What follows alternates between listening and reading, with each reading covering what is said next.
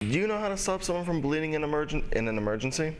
As Caplin's Melissa Curricular reports, last Thursday was National Stop the Bleed Day. It's National Stop the Bleed Day.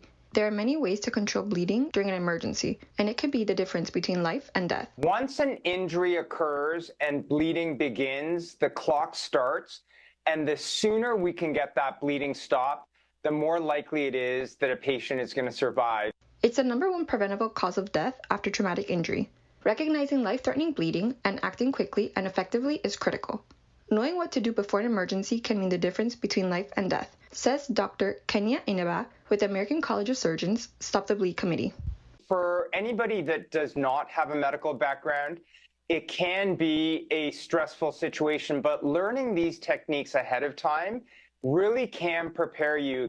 In an emergency, when there's excessive bleeding, Inaba says to call 911 so it can help be on the way. Next, make sure the scene is safe to intervene. Then he says there are 3 ways to stop the bleeding. Putting direct pressure on the wound, if the wound area is large, packing the wound, or applying a tourniquet to a limb that's bleeding. You can learn these techniques in a free Stop the Bleed interactive course at stopthebleed.org. It gives you some techniques that you can directly rely upon, that you can rest upon, that you can apply immediately. And I think that truly makes a difference in how you respond to an emergency incident. For Caplin News, I'm Melissa Curricular.